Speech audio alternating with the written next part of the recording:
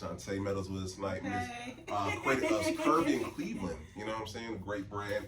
We're gonna talk about her journey of taking it to concept to actually make it to a business. And then we got my girl, we got Miss Brittany with us tonight. You know what I'm saying? We got your boy, Mr. Not your agent. You know what I'm saying? So we're gonna deal with one tonight. And without further ado, Miss Shauntae, how you doing tonight? I'm doing good. It's a hot day in the city. Okay? You know what? It really is. It really is. Cleveland is giving summer. It really is. Finally, right? Finally. Yes. Finally. Because, you know, it could give winter. And I was about to say, y'all, knock on wood, because no one got time for that. So I got to ask you, so born and raised in Cleveland? Yes, born and raised in Cleveland. Where's your hood from? Nowhere. Nowhere? You been all over? Yes, I'm one of them people. So I graduated from J. Reynolds Business Career Center in 2009. That's what's up. Did marketing there, and from there I went to University of Toledo and moved back home. Okay, so let's talk about that. So when you went to the University of Toledo, what did you take up? Marketing and sales. Nice. So let me ask you this. So when you were at University of Toledo, was the idea of Curvy In Cleveland always there, or was it something that just gradually just came to you? About junior year it was there. My freshman year I went to Toledo. I was like the first generation, first from my neighborhood to go off to college. So it was a big deal. So I started getting into like Facebook was still like a thing then. Yeah. So I always made sure I document the process because my people don't know what this about. Like they don't know what this is. So it came from me like being in my room saying like, all right, this is what our dorm look like, trying to put your little fits together, but you're a college student, so you a little broke. You know, you making it work, but it's cool because everybody around you trying to make it work and figuring out how she making it work, but we ain't got to gatekeep and make it sound so expensive, exclusive, nobody else can do this, you know? So it was always me putting that letter down and feeling like I'm going to share the story for other people. That's good. And then when I was in school, I did like a study abroad program. So I have lived in Japan, I have lived in Germany. Good. And so it was good that Instagram kind of came about because you didn't feel weird always posting stuff like, you know, like people see you on vacation once and it's like, okay, they went on vacation, but then you got to really take people on that journey with you to say, look, I went here, I went here, I went there. And people always commented like, oh, you so confident since I was little. Like I came out the womb curvy and like me and my sister are super, super different. Like, so I feel like my mom, she always instilled confidence into us and always told us like, you that girl, like self-esteem, baby. She made sure we had it because she only had 2 girls. So it wasn't until I really went out in the world that I realized like it really started home. Like my friends don't have that same people feeling into them, and so the idea just kind of was like all my life experiences kind of coming all together to be like, this was it, you know. And let me ask you, because you're obviously you're very cultured. You got a chance to be in different places. Going abroad, would you say that helped cultivate you to bring those experiences back here to the city or to your brand, or like what did those experiences? How did that help you? For me, those experiences, it's kind of like, I don't want to say Kanye, but because it could be different opinions about how he act or what he do, but the fact that like when he took those trips with his mother, it allowed his eyes to be open. And then when you go back home, you like, wait a minute. Like I thought we had the glitz and the glam, but it opened your eyes that you see things from a different perspective and also want to bring that culture back to where you live at. Like in Japan, they're super friendly, it's super welcoming.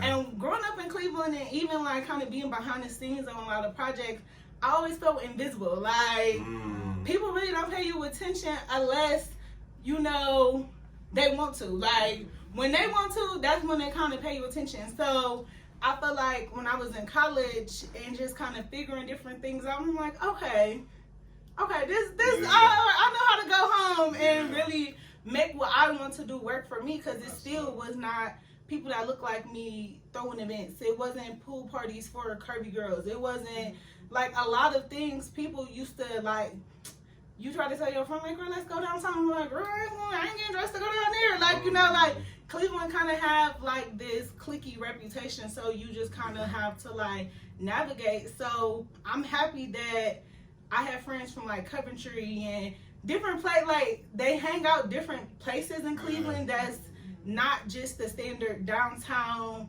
dress up kind of look. It's very, like, authentic, be yourself. So let me ask you this, because, okay, so back in your college days, and then shout out to your mom for instilling that confidence. Yes. That's what's up. But like you said, I'm pretty sure you didn't see there was a lane, or not a lane, but you know what I'm saying? I feel like back in the day, it's not like how it is now. You know what I'm saying? Where did you see the change in perception of what, not beauty, but like, you know what I'm saying? What like the culture shifts of things. Yeah. I feel like as a society, it's always been bits and pieces. Like I remember being in middle school and seeing Takara on American Next Top Model. Plus size model. I'm crushing the cars. Listen. Oh yeah. Sis was everything, and then looking at pictures now that I'm older as her back then, it's like sis wore like a medium large. Like she got all this backlash of like she was 600-pound life on American Next Top Model, and that was not the case. From seeing that, and like she was the main person that inspired me to be like, okay, if she could do it, I could do this, baby. Like it wasn't plus size models. I'm a 90s baby, so you had the Nikki Parker, and sis had to chase me in every episode. Like, every single episode. She couldn't have her own man, like, to the last season, last episode. Like, so, for me, the representation was always in me. Like, you have to be the representation you want to see sometimes. And that was... Tell episode, by the way. Yes. That's kind of how it was for me, of just being like, okay, I want to throw different events, and once you put it out there and manifest it, God provides every time. So it was yes.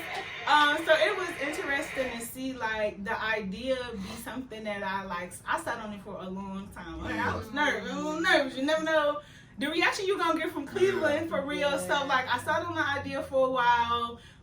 When I came home, it was different plus size boutiques, so I'd be in their fashion shows and just kind of network amongst like the curvy community that it was. And then we just built upon that. So we would, like, me and different boutiques would collab, and like my shirts would sell in the boutique probably like 2 months after I released. And then I did so many vendor events like the Real Black Friday and anything that I see Cleveland got going on. I'm like, oh, I gotta be there. And the brand just grew and grew to the point that I could have vendor events and not be there, that people gonna rep the brand. Like I could have brand ambassadors pass out flyers, and it just made me realize the one event, it was so big that I'm like, there's no way I could pass out flyers to everybody by myself. So like I just made a post on Instagram and was just like looking for ambassadors for the day, and like we had like a cute little lunch, and then we went to the event. And so it was about 15 of us, and they passing out the flyers, and I'm walking around passing them out too, and I'm like, yo, just make sure you be nice to people, because nobody really knows who's Curvy In Cleveland. Because for a long time I never post myself. Like I'll be in the picture, but unless you know, you didn't really know. Yeah, I'm about to say,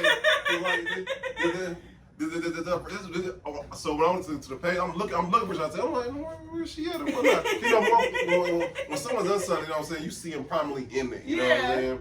But like, I'm like, it's like, where's water or whatnot? But I think that's a touchdown, because like you said, the brand speaks for itself, though. That's what I always was about, community. It's more of a community. It's not about just my story. Like, I'm a curvy girl from Cleveland, but we all curvy girls from Cleveland. Like, we all have different stories, and that would make the community, because you telling me about your kids, since I ain't got no kids, but the girls feel you, you know? And so it just cultivated a community of people just being like, I want to support each other. I want to lend a hand. Like, if it's summertime, we like, girl, where you get them shirts from? Yes, sis, okay. Sis got the shirts from da-da-da-da. So the page grew so organically because nobody knew who was who. And I love that about it, because Cleveland, you gotta just sneak them on them sometimes. Right.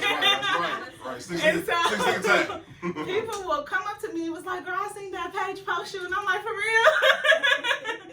was me, sis. Oh, wow. So it was amazing to see. Then after a while, Cleveland, the culture here really shifted to it being more than just one boutique. It started being multiple boutiques, and we all still had that like, oh, if you go to this pop-up, I'm gonna make sure I'm there. Yeah. You know, but then people didn't know who was who. Yeah.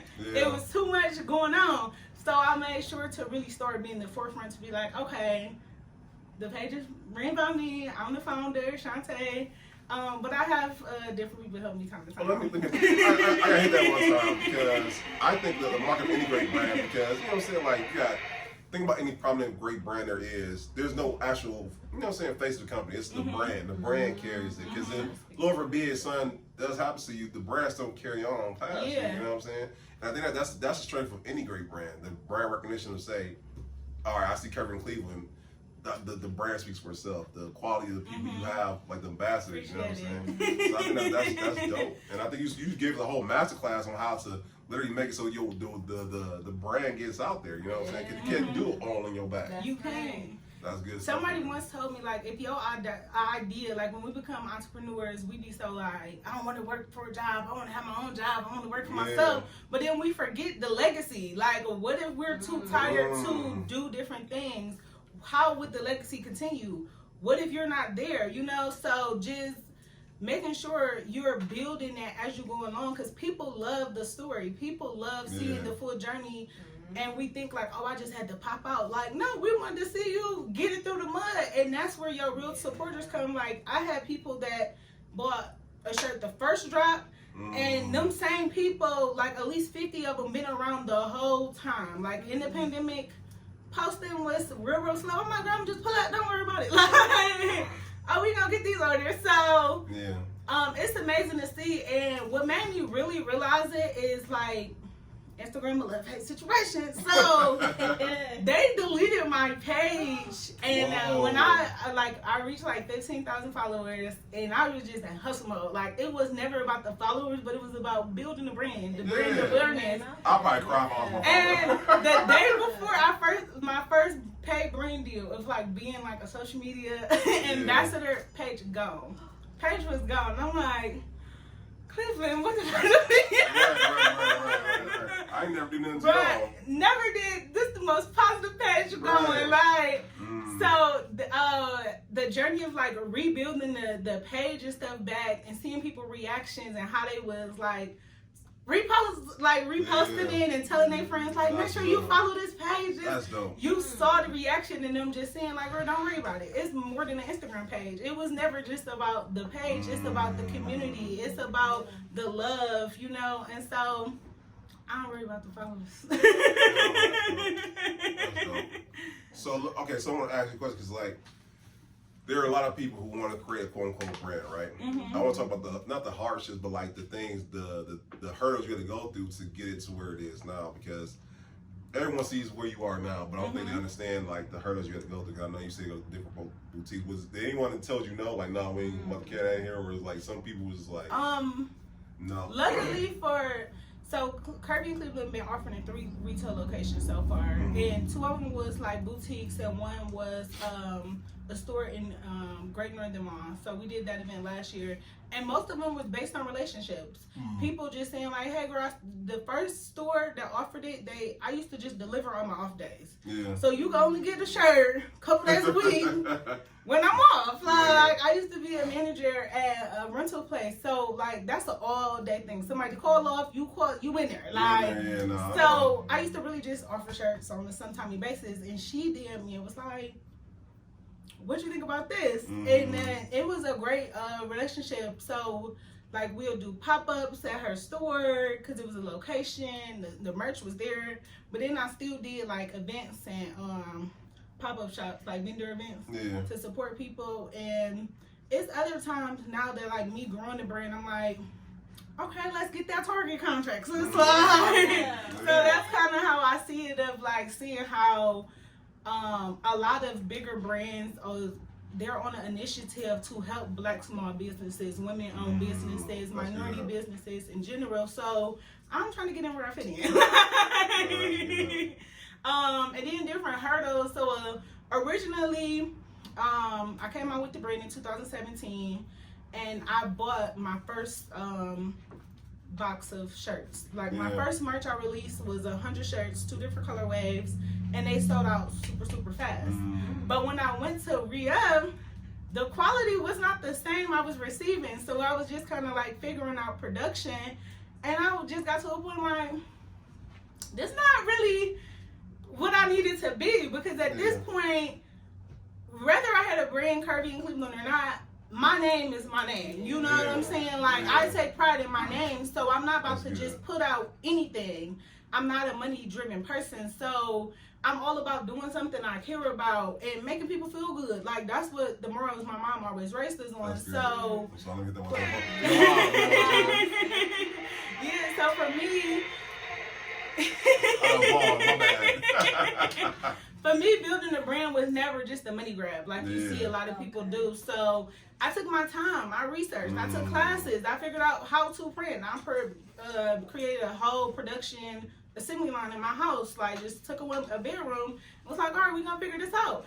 And as I figured it out, listen, y'all still because because the production was definitely a journey, but the demand was so there already, because y'all used to having merch all the time, that it was a stuck between like, let's figure this out fast but quality. Like, I'm all about the quality. That's so that was a process. But then things blessing in disguise, because right before the pandemic, I started printing for other people, because I already got the setup. Like, so when people be like, oh, that's a huge shirt, where you get it? I made it. Right. Whether you want to buy this shirt or you want to buy your own shirt, it opened up that conversation to be like, I can make customs. So I started the journey of making customs, and then during the pandemic, wasn't an essential business. And my side hustle is, well, not really a hustle, but my 9 to 5 is like, I could go there, make a little quick little money, you know, like support my business. I'm a substitute teacher. And like, being a substitute teacher is a whole nother ball game. But it's super, like, it allows me to have like a flexible schedule when events and different stuff come up. And you got the summer off, you know. So it's like a cool little, you know, you could run your business and do this at the same time. But just making sure that, like, I try not to work in Cleveland because everybody always know the brand. So it definitely make that part hard. But both of my jobs and ways I get money stopped. Like, because schools closed first. Curvy in Cleveland was cool, and then I wasn't an essential business, so it was like, okay, how we gonna figure this out? Because we also do events.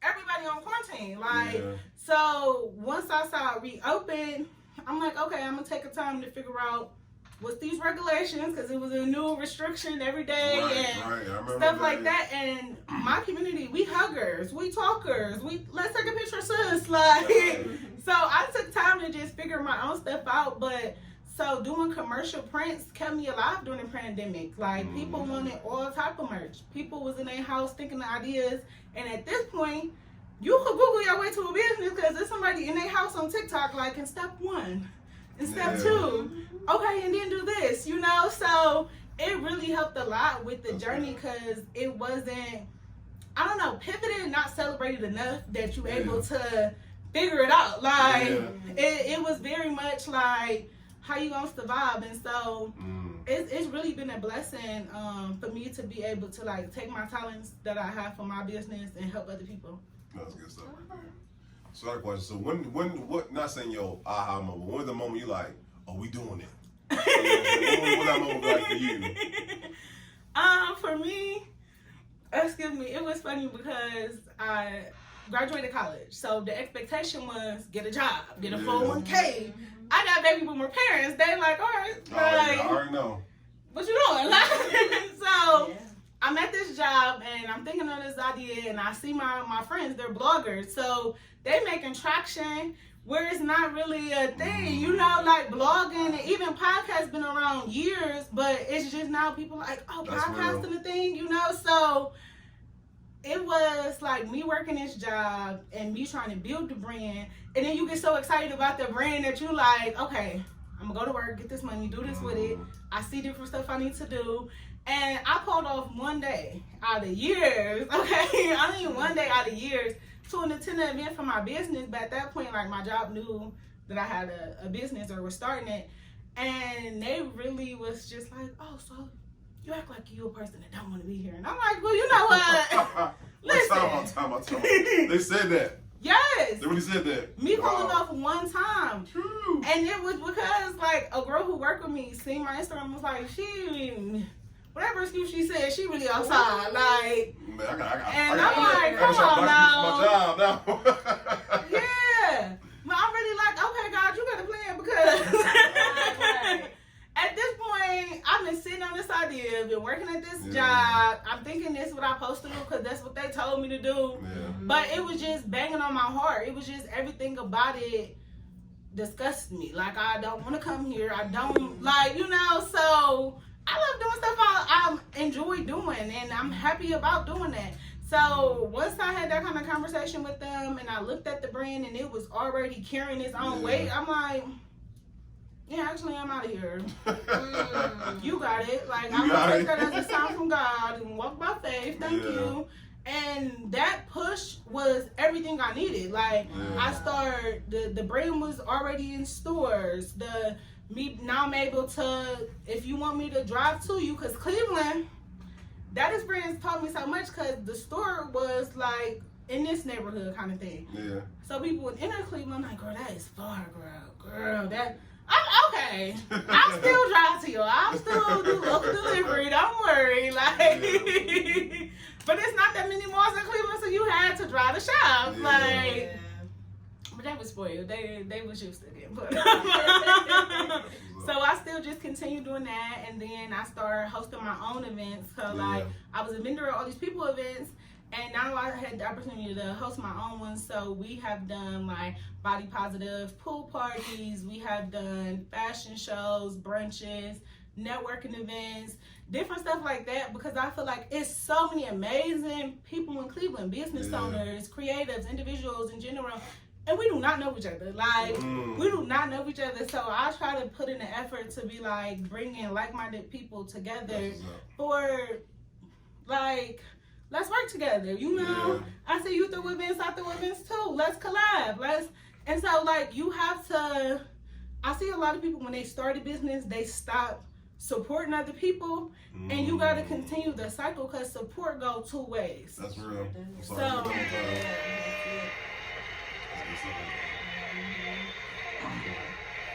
And so, let me make sure, because I want the audience to understand, like, cause how long you been in Curvy In Cleveland? So Curvy In Cleveland is 6 years old now. Yes. So this is my next question to you, because I think a lot of people understand the what goes into having longevity. Because most people, they start something quick. First hurdle they get there like, I'm done with this. What keeps you motivated in times where, you know what I'm saying, it's not doing what you wanted to do? Times that keep me motivated is thinking of when I was a little girl, and that little girl needed representation, and that little girl yearned for just some positivity, you know what I'm saying? So, like, that plays a big role in it, and also the community of when I post something, y'all commenting to me, and like, y'all lift me up a lot of times when I'm feeling like, all right, girl, forget this page, I can only be over here when I'm positive and jolly, you know, and it's more of a, like, life happens. And it's times that I'm vulnerable and I'm like, I'm not in the space to share. And that's okay that they give me grace to say, you don't got to share everything with us. You know what I'm saying? You can have your time. Right. That's okay. You taking a break. Do you, sis? And sometimes just seeing something simple like that of like, give you that like, okay, I'm going to deal with me and then be able to come back and not feel like ashamed or I wasn't putting in the work enough, you know, like I'm one of my worst critics, so me overcoming my own thoughts is a whole process by itself before I have to go out in the world and now I want y'all validation and opinion. I can't do all that.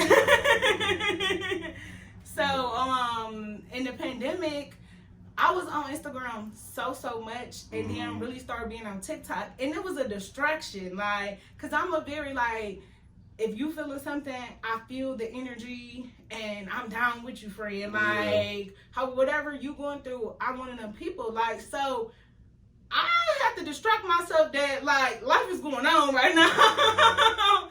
And I was just creating content every day. Like, I made it like well, we ain't going to work, but hey, at least I can make you laugh. Like, if I can't do nothing else for your situation, at least I can make us all come here, get a little kiki every now and then. And hopefully that made your day better. So, like, during like quarantine, people was engaging, and then like Instagram coming on now with new features. So like I'm doing the dance now, you can split the video. Like it was cute. Like it was real cute. And then times that I felt like I'm over it. I just want to deal with me and my family. Like, you know, and my friends be like, girl, well, get on Clubhouse today. Like, so we was just like picking each other up, but being like, you can take a break, but don't get in your mind about what's going on, because none of us know. You know what I'm saying? And being on Clubhouse and Instagram Lives and just like sharing the journey of how you feel today. I really feel like this. Yeah. And I'm not gonna feel ashamed about it. And then you got other people like, girl, I ain't left the house in days. What's up? Like, some people had to work and some people didn't. Yeah. Schools was still closed for me, so it was just like, all right. So for me, it's even now today, like, you have to lean on that community. You can't just sell to the community. You have to really stand on the word of, like, is this a community or is this just something I do for money? I'm sorry, let me that's a whole word right there. So, okay. Yeah. So, I got listen, as I'm hearing your story, there's a couple things I want to get back to. But I wanted to ask you, what do you think helps with a great brand? Is it the community? Is it the content? Or is it just something else that makes these things increase the brand awareness as a whole? I feel like a few things plays a part. It's not just one thing of like create content, because we all seen people that post all the time and it's like that you ain't posting what your people want to see. Like they don't care nothing about that.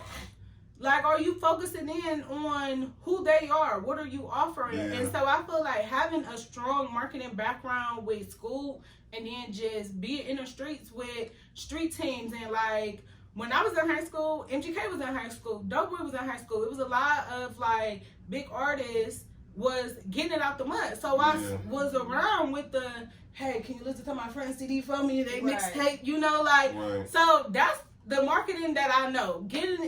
I want to be in your face. Like the internet was cool that I was able to like add that component to it, but I would really be at events. Hey, this is who I am. This is my story. And people feel that. You took time out your day to really talk to me.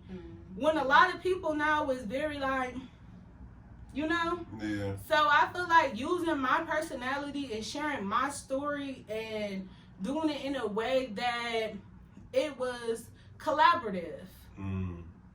That's what made people really differentiate my brand from other brands. Because along the way, you had a lot of brands during the pandemic. You're not diverse enough. Wait a minute. Ain't no people that look like us in your campaigns. You done fooled us all along. Wait a minute. So customers was demanding from brands to change. Change or get out of here. And so you had brands like Fenty and different things Rihanna do. It opened up the market. We used to see Victoria's Secret do their I'm an Angel models with very small models, no diversity. And so having people on a larger scale like Rihanna speak out about it. And you had, like, when I was younger, you had, like, Beyonce talk about how her mom used to make her clothes because she couldn't find clothes. And I used to always think, like, well, Beyonce can't find clothes. Well, baby, where I'm supposed to go? Like, and it's Beyonce. Yeah. But that was always a part of her story of saying, like, I felt like people didn't represent Curve, so I did. And so now we are in 2023. I feel like it's a slow change, but it's happening. It's happening. It's definitely happening. And like this year, for Women's History Month, I teamed up with like Steph Floss, and we did like a cocktail hour at the Marble Room downtown. Yeah. And it was so cute to see like so many women of different sizes come out, and we talked, and we shared, and we really linked on each other to be like, okay, outside fully open now, like right. let's go, girl, where you going this summer? Like, and I just love stuff like that because I've been on the journey 6 years, and so for people to say like, hey, I would like to collab with you, it just means everything to me. That just reaching different markets in Cleveland and beyond. That's dope stuff right there. Who would you like to, and speaking future, putting it out there in the atmosphere, who would you love to collab with if you got the opportunity? I don't know. See, I feel like Beyonce. Beyonce's watching this, you know what I'm saying? But I feel like it's so many amazing people that just represent women empowerment and just being that voice for other people. And it's rare to see, like, baby, Rihanna doing making music, baby, we could collab with like, but just getting, like, with Curvy In Cleveland, I'm very, very intentional of how I promote the brand, because it was times that, you know, Instagram is changing features every day. So, hashtags was a whole, use hashtags. I don't know if you remember that way on Instagram, if like, hashtag it up. So, I'm using different hashtags that's supposed to be like, Curvy in Atlanta, all right, Curvy different places, where's the people? Like, but it was bringing fetishy, oh, I love BBWs, oh yeah, she posts them every day, let me stay over here. And it's like, all right, enough's enough. Like, where did y'all come from? Like so I make sure, like, I try to attempt different trends and see if they work for my brand, but I'm not very, like, quick to just jump on the bandwagon with stuff, because that brought so many people that was not my audience. Y'all not buying, y'all not over here to buy anything. This is very fetishy for you, and I don't play like that. Like, so yeah, I go through my followers every so often and be like, all right. No, you got to audit them, you know what I'm saying? You have to audit them, because that algorithm don't play. No, it doesn't. The algorithm don't play. You have too many people that's not engaged, that's not your audience. Hopefully you just unfollow as you see posts that's not for you, but it'll slow you down. And Instagram plays too much. Like, it's a new feature every day. You know? It really is. I'm like, dang. It's hard to keep up with you. Like, dang, I just got the last one, and now we on to the next one. Like, dang. Listen, are we TikTok? Are we what right. are we doing what over here? Instagram? Like, Listen, Instagram? yeah, and I think for me, when I remember, like, my first year, I was super like, all right, when you have funding for your business, you go a little crazy. But me personally, I go a little crazy. I'm like, who the best photographers? All right, you're with. All right, who you worked with? All right, over there. All right. And I'm like, girl, you spent $500 for a 1 minute video.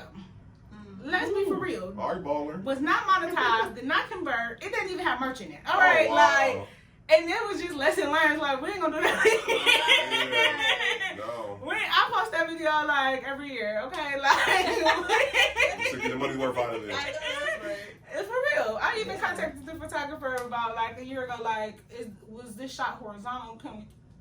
Okay, I was just asking if I could chop it up and make some more content. But yeah, like content creation. When I'm looking at Instagram and I'm looking at these different people, I'm like, they have very professional content.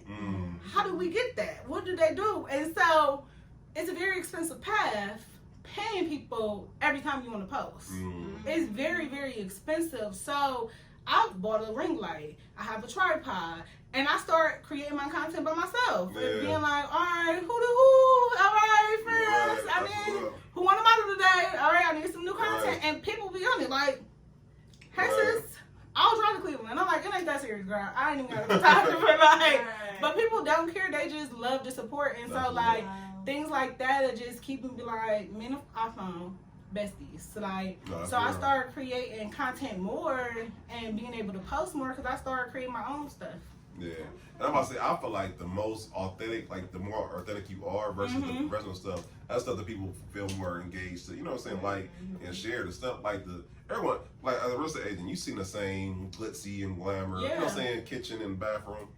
Man, I'll be in my hoodie on my laptop, like, hey, this is something you need to do to buy a house. And now, like I said, I feel like that's the things that really make people gravitate to me and whatnot. So shout out to you. Yeah, being relatable. People want to. I want to laugh when I come over here. I don't want to be like lecture. All right, this is what you did. Right. And I never was preachy at people to be like. Yeah.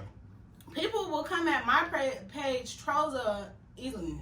This is obesity. This is that, and I'm like, dude, you have diabetes at any size. Like it's not even a size specific thing that you're really trying to whip people to. Oh, you fat, and I'm supposed to crumble, and I live my life. I'm gonna live my life. So to combat that, even though we was doing it anyway, but to combat that, really, like we always teamed up with a dance instructor or a fitness instructor, and we want to offer fun ways to work out. Because the internet throws too many things at you. You got detox tea, waist trainer, surgery, this, and that. So we get together in the summer. It's a whole series of like, one day we do a Zumba, the next week, we might do a twerk class, and then it just kind of keep going and being like, oh, this is fun. Bring your homegirl. You ain't thinking about, I gotta count calories. No, like it's. So, anything I kind of like think of being like, oh, I wish I had a friend to do that. Like, I kind of see what the audience want to do, and they more than likely with it. Only time they wasn't if just like the pandemic was still a little spooky. It was just like, are we getting together? You vex, who vex? No, like So once we waited it out and came back, it was just like so much love. No, I love your circle. Like I said, I feel like. And this is just me hearing your story. Community is a big part of your success and whatnot, and I love that because even if you're creating a Curvy In Cleveland, you're creating a page dedicated to I don't know, like hunting deer. I don't know, something crazy like that. There's a tribe for that. You know what I'm saying? It's gonna find it. You know what I'm saying? And I feel like not enough people are taking the time out to find that tribe. If you're passionate about it, there's people who are behind it. You know what I'm saying? Absolutely. And when they say like just focus on your audience and then that audience will find you, it's true enough. Like it may not, everybody whole goal was not to go viral. Right. Like I remember in the beginning of the brand, I was going viral all the time and I'm racking up these followers. I can't even keep up with the demand of getting y'all merchandise yet. Like I'm not focused on the people, I'm focused on more of the quality, the longevity of like this is not a fly by night thing. Also, let me make sure I have paperwork. Yeah. Let me make sure, like, when I had the hashtag. I'm sorry, because I don't want them to not hear you. Get your paperwork. Get your paperwork in order. Because I can't imagine you having all this success and you didn't have paperwork. I've heard it so many times. I didn't seen it.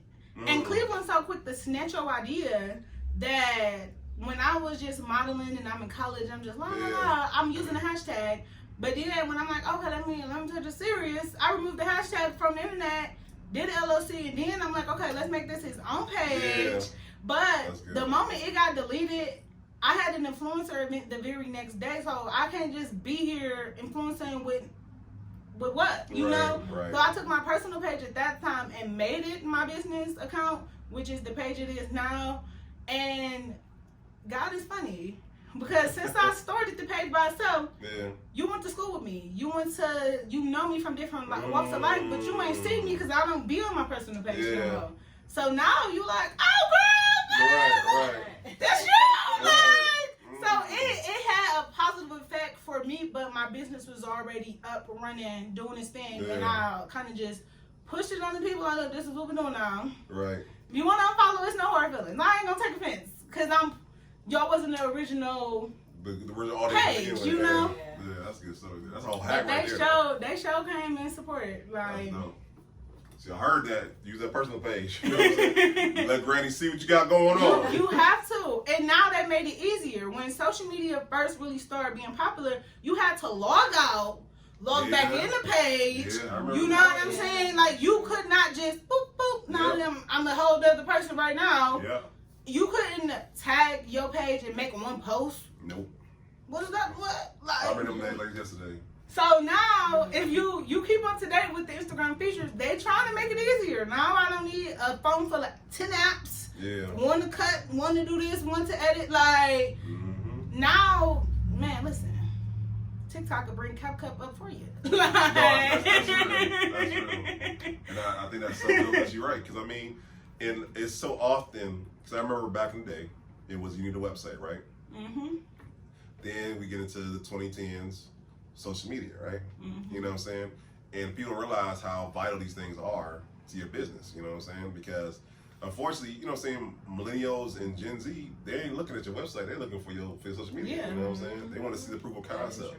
And for me, I didn't have a website off the bat. Oh, wow. I was one of them people that I'm like, I'm in the streets with it. Like, I'm on the streets. My off days, I'm popping up the trunk. And where y'all at? Like, so I felt like, who's going to fulfill the orders? Who's going to do the back end of a website when I'm ripping and running over here? I have inventory at this store, that store, little over here, little, you know. So for me, being individual in this, I was like, I just want to take my time. I want to build up the audience. So we'll be collecting emails. I have a sign-up sheet everywhere I go. And then when I was ready, oh, now I know how to text you. Come on, I'm sorry. Okay. That's what I'm talking about right there. Now, the back end is built up to the point that you're like, oh, we got emails, we have text message. Oh, now I could communicate with you seamlessly without feeling all over the place. But also, like, you know how it is when you run a business and you feel like you're running around like a chicken with your head cut off. You're not doing no good to yourself or nobody around you. You running yourself ragged. Like, we like to be booked and busy, but you booked and busy and just busy. Nothing getting done. No productivity behind it. None. So for me, I was like, I don't want to say no to people. So I'm doing multiple events a day, running from this side of town to that side of town. Cleveland not really a seamless get from this side of town to that side of town. That type of place. So with me doing that, I just realized, like, girl, we burnt out. We doing everything. We making the merch. Now we doing this, and then we doing that, and you got the nerve to custom for somebody? Be for real. Like, so these were just conversations I had with myself and be like, how can we automate this process? How can we create systems that I don't feel like a sweatshop creating the merch, and then I'm no Amazon, so once your order is fulfilled, give me a little time, and just kind of like being honest with my audience through the different processes. They really had grace of being like, okay, sis, we see you. You know? Instead of just really acting like I just had to have it all together. Like, so people will show you grace, and I never really had to just like fake it for the gram. So I'm appreciative to that. And I think the key point of what you just said right there is the communication piece. Because so many times we have done business, because I support all black businesses. Like, I love us. But that, I feel like that's the biggest component that's missing, because maybe it's ego, maybe it's shame, or maybe it's something. But just communicate with me. If you're laying on the order, that's fine. I understand, it's okay. But communicate with me. I'm expecting that on this date. You said it's gonna be his day, so just communicate those things. Baby, I'm an over communicator. Do not tag Shade Room talking about me.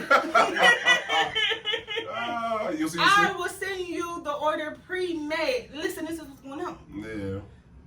You know, but over time, even the printing game got better. Even it was so many things that was very old school when I learned it. It was very old school. Like, I learned business from hustlers mentality. Like, so they using their own money to do different things, and I'm years in like, business credit? What you mean? What you talking about? Somebody else could have funded this? What? Like, but I proved the concept, so now I'm in a position to make a grant proposal when I could say, hey, I made this over these many years, and I invested this much money of my own money. And you know, when you watch Shark Tank and they ask you these different questions, now I'm able to answer some questions. Because you would have asked your first meet, like the first year, you got a business plan, but now you're trying to figure out how the pieces go together, you know? So it's more than just a piece of paper. You got to put in the work. That's good stuff right there. Okay, so we talked about the past, talking about the present, talking about the future. What's the future for Curvy In Cleveland? What can we expect to see in the future? So the future of Curvy In Cleveland, I'm super excited because when I first started in 2017, it was all about women empowerment. Yeah. And it was all about I did not have representation. And over time, people are like, well, what about me? What about me? And it just opened my eyes to be like, oh, we could be diverse. Yeah. And so just kind of like doing those study groups and seeing like, do Curvy In Cleveland, is it feminine? Is it this? Is it that? How can I change the logo didn't change so many times over the years, but it was just for me of being like, I never wanted to be boxed in to be like, Curvy In Cleveland, what you do? So I never told people, like, they ask, like, what is it? I'm still figuring it out. Like, so now I feel like I have so many years under my belt, and I proved it with my own money that the idea of it worked because I sell merchandise. I also throw events. I'm big on outreach and partnering with nonprofits and different organizations and speaking to the youth. Like, it's not just about people my age. It's about the next generation and what they're seeing. Like, and I'm big on collabs. So in the future, like, well, this Friday I'm teaming up with like Frisk Me Good. She was just HBO Max on a fashion show there, and a fashion like series there. And she is like one of the dopest people I ever met. Like, I met her probably like 2017, and we used to both have our brands and fashion shows and just be like, hey sis, hey girl, see what you doing, girl. And then like she started doing her own fashion shows, and I always like supported her through that. And so I'm super, super excited to see how this fashion show go, because Curvy In Cleveland is a biodiversity brand for all gender, sizes, and abilities. The movement is for everybody. So I have about like 20 plus models that's gonna hit the runway, all genders, all sizes. We got some kids in there. The summer it'll be a real big push on like doing different collabs and just kind of different vibes we had before the pandemic, bringing the vibes back of just being like everybody outside. It's starting to feel normal outside again, finally, right? And so that's what the brand is all about, of just kind of like focusing on the audience I have and doing different stuff with them. And if new people come around, over time, I'm all for that, but I'm all about just nurturing the people that's here. Like, I really try to just focus on the support that you have, because when you get so caught up on like, why did you support me? Why did you support me? You lose the essence of why you doing this. I'm sorry. I'm gonna segue to our next question, because you kind of hit on it literally through your entire interview, but hey, you might as well ask it. But and so as everyone knows who's watched this podcast, our big thing is the reason why you started the podcast, because unfortunately, in Cleveland, we seen the stigma was that no one supported each other, right? Especially people who are well known in the city. So we were like, well, let's create a podcast to showcase everyone, no matter if you have 5 followers or 5 million. But my question to you is, how do you feel like we can break that stigma for our city of people not supporting each other? Cleveland is a very, no matter how you splice it, like, it's a very cliquey kind of place. You know, like, it's a cliquey kind of place. Whether you hang over here, over there, with group, it's very, so I learned, for me personally, how to navigate Cleveland. It's been a lot of situations where you want to collab with somebody or you want to befriend somebody, but baby, you don't get along with nobody. You don't get along with nobody. That I'm stuck in a situation feeling like I have to defend you and only be your friend. I'm sorry. So I feel like if people stop allowing those superficial, made-up things to get to them of, oh, that person, I'm doing this, and they don't, why they supporting them and not me, and just figuring out, how can it be me? Yeah. Like, I feel like a lot of times me and a lot of brands are fighting for the one opportunity. It starts from the top of being more opportunities for people, so we're not all of a crab in a buckle, I want that type of thing. It has to be more celebrating the people that's here, and people not feeling like, oh, I have to go to another city for my city to show me love. I know a lot of people that have that mentality of, you could go to Akron, baby. In your neighborhood, gonna say you're the man because you moved out of Cleveland. You could be anywhere. It's not based on just going to Atlanta, but Atlanta is a big thing of people feeling like I have to leave this to go there.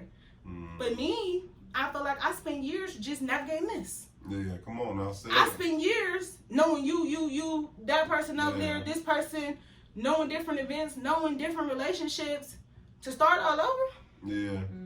You want somebody else to no, like Right, that's right. their ecosystem of support. Right. So the same way you have the mindset of I'm gonna go somewhere and make it, have that mindset here. What can we do here to change things? That's good.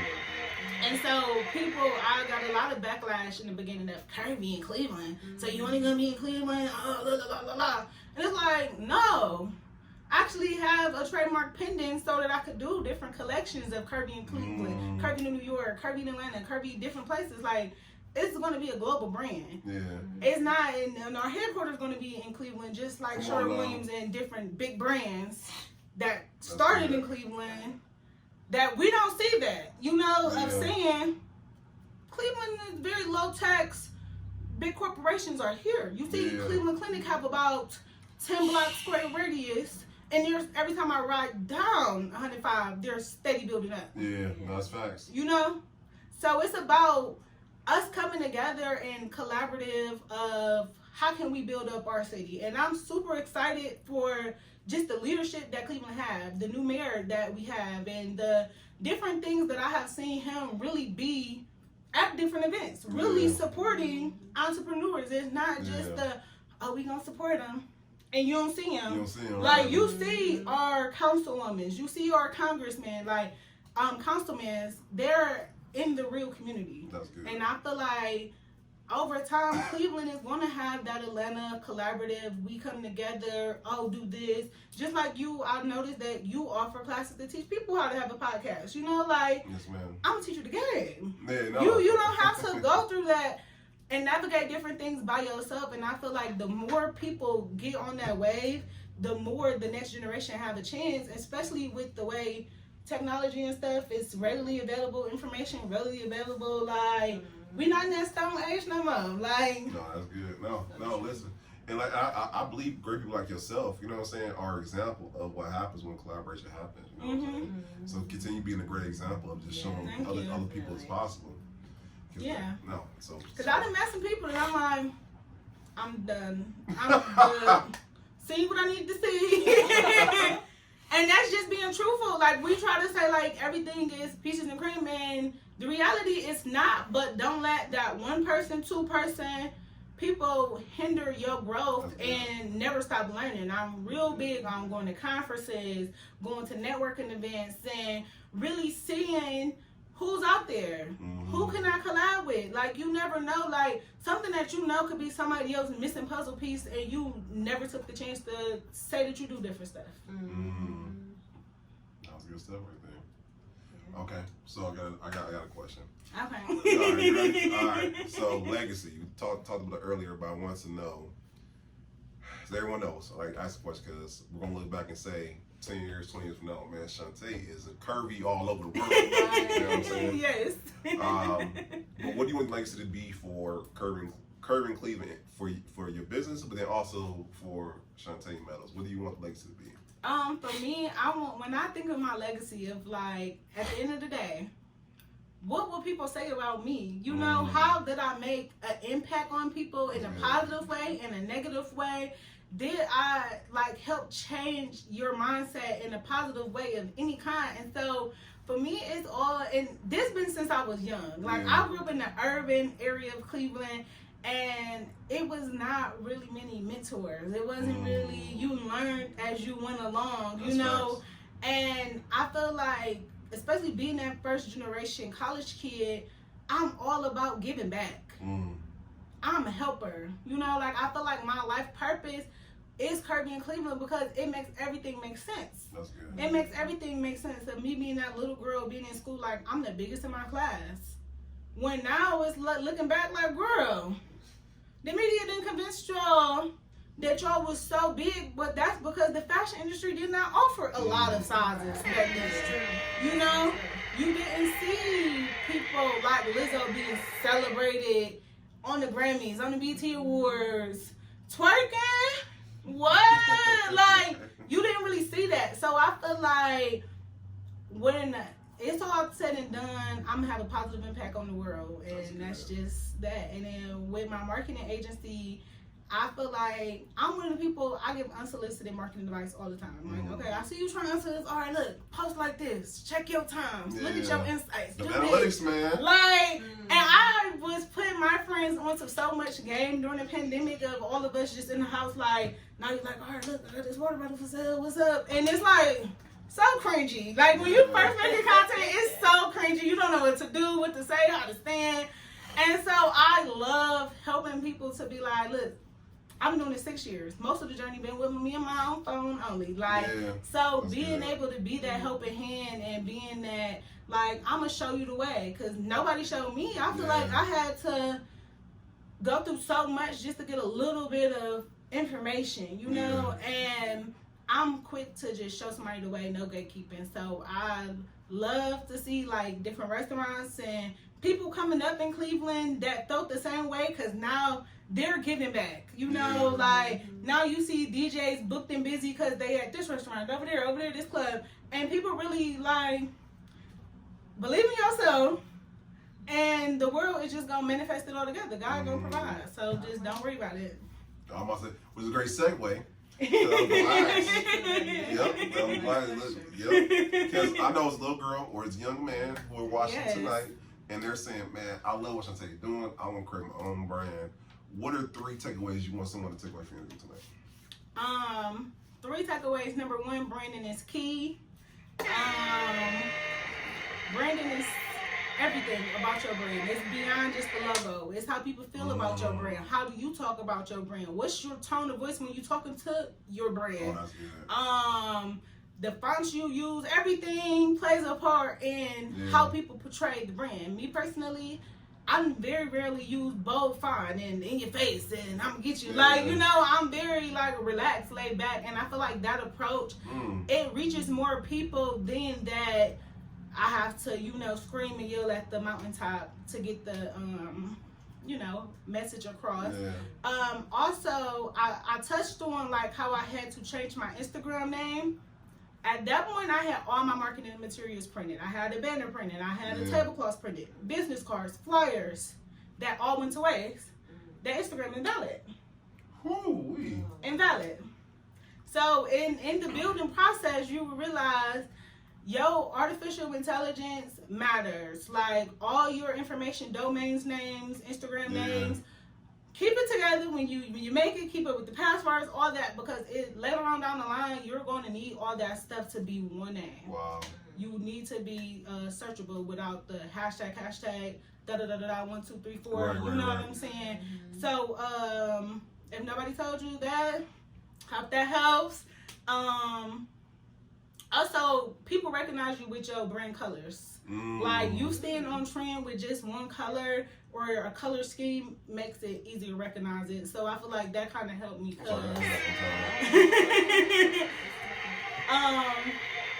I feel like that helped my brand because I went from being like pink and black to being rainbow themed then. And it was perceived well because people like, all right, every time I see this, okay, she for everybody. Okay. Like, but it wasn't I'm this today and this tomorrow. It's change is a gradual thing. So just like, you know, if Ford make a truck, they can't take it off the assembly line and fix, like, you know, they got recalls and different stuff like that. So take it easy on yourself. You take it easy. Okay, that was like a lot of takeaways in one. But all right, number 2. Be yourself, be authentic. Don't downplay your story. You matter. Your message matter. What you're trying to do matter. And if you ever find yourself in a situation or just a block of being like, what's going on? Because things happen. Life happens. Go back to that beginning thought process. So why did I want to start this in the beginning? Was it all about the money? Was it all about this? You know, and time will tell what's the passion behind it. That was a good one. honestly feel like, you know what I'm saying? Every great interview should have key points that people should be able to take notes from. You've been dropping gems at the right all night. I know. Thank you. Because it's something that I was just like, all right, tell me the questions. She's like, it's no questions. I'm like, all right, it's cool because I'm gonna try to. No, but you know what? And by the way, this podcast is 101. And your guests, you can tell them people who do it for real, people who play, right? The person who's playing needs to have the questions on top because they want to make sure that you're not going to catch them off guard, right? Yeah. But you do this for real. Yeah. You know what I'm saying? So that goes to show that she does it for real. And I can tell the difference because, like I said, we don't have a set amount of questions y'all see. We don't. No. You know what I'm saying? But it's flowing though. Listen, it's flowing. It's traded, all right? Facts, you know what I'm saying? And I really appreciate you for reaching out. I felt real honored. I looked back. I seen different people. And I was like, okay, friend. We in good company. Exactly. And now you're alumni now. You know what I'm saying? You're alumni. So we appreciate you. Because just like Earn Leisure had their alumni, we have our alumni now. You know what I'm saying? And it's all great entrepreneurs in our city. So yes. And it's not about money. Like, I love that because a lot of podcasts, it's all about, all right, now, how much millions did you make last year? What did you do to make the million? And I just be looking at that like, I still walk around Cleveland. Like, I love y'all. I hope y'all take from the content that I'm successful, but I'm not about to share numbers and stuff like that because I still move around in the city I'm in. No, facts. And Cleveland, maybe you could find out. But on the honest truth about our episode, I feel like there's some that either you're educated, you get inspired, or you get encouraged by watching episodes. Because to me, at times we've met people who've been an entrepreneur for 5 minutes or 5 years, and people who've been there 5 years, they're not motivated. They need some encouragement, and these are episodes like that. When I hear, another reason why I have this podcast, I like asking questions because it been moments I've been like, man, I'm tired of this. To be honest with you, you know what I'm saying? But it's hearing the episode, asking questions, and just finding out what keeps y'all motivated. Like, that's right, that's good stuff right there. Yes. So, and we all need that. That's why I feel like I was so appreciative to my friends during the pandemic of being like, girl, get on your Zoom. You seen that trend of being like, you gotta get on your Zoom every morning. But that's how live and Clubhouse and stuff was for us to just be like, sometimes you just need to be around good energy. No, that's good. You being around good energy really pushes your energy to be like, that's good. I could do this today. Yeah. I got this. It's not all about that copy cutter, perfect image for the gram. It's real, you know, and people, I love the way the wave is going to being more authentic. We don't want that fancy photographer folks being wrong all day. Unless Steve, you know what I'm saying? Yeah. But now they you gotta roll out of bed. This is what I did in the morning. Man. Content became watch me brush my teeth, and do whatever work for you. Do whatever it ain't for me. I felt like I was so in growing the first page. I was so into the analytics of. I thought I was in the app. Okay, we in here. Like, you have to. What time a good time to post? And it wasn't apps that post for you at first. Okay, you was there on the hour, every hour. That's real. Building that community. And so when you go viral, it's good getting that wave of strangers. But that wave of strangers is a love-hate thing sometimes. So. And then to keep that, because I have a large way people follow me. Then I'm like, I look at my list. I'm like, damn, a lot of people unfollow me. Like, damn. So it's a game of how you keep them too. You know what I'm saying? Yes, it's a big thing on nurturing them people, right? Absolutely. So, okay, and this is the most important part. Where can people get in contact with you? Where can they find out more about Curvy In Cleveland? Where can they...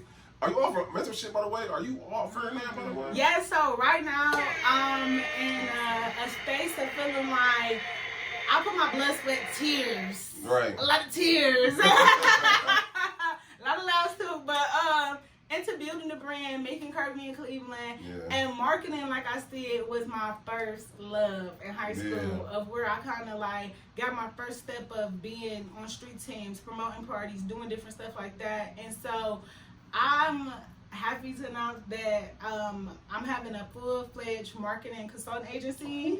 That's exclusive right there? That's exclusive? So you will have Curvy In Cleveland and Curvy In Cleveland Customs and different things that kind of now that I'm like working with different like banks and different stuff to grow the brand, it's really about breaking it down. Like, what do you do? And so within that, I'm just like, you know, you could see a space coming from us soon, and just really helping the next generation grow and leaving a legacy behind. So part 2, we're gonna be at Curvy In Cleveland offices. Yes. You know what I'm saying? And then you can find us at curvyincleveland.com. Also on Instagram and TikTok, it's curvyincleveland_. No, that's. So we had that.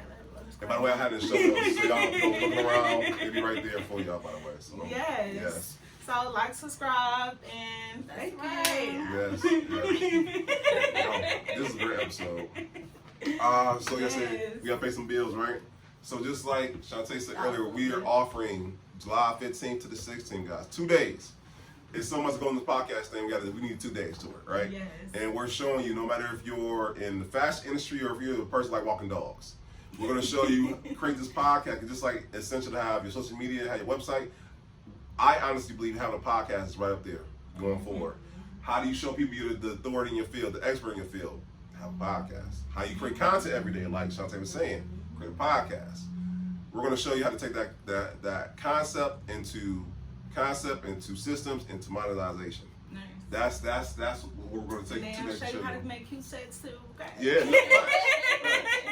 So let's get your tickets, guys. We got limited seating. Tickets are going fast, so we want to make sure you get your tickets because this is the first time in our city. I like to think we're the pioneers of this joint because we had a proof of concept. So I'll take episode 132. Yeah. 132 episodes, we can show you that we've done this. We're not playing with this thing, all right? So make sure you get your tickets. That'll be in the show notes. Lastly, guys, September 23rd, Miss Nakia, she's having 2U Wines. They're having a beer and wine festival at Kane Park. Nice. Filled with black beer and wine makers and whatnot. So it's gonna be music. We're gonna be getting lit. You know what I'm saying?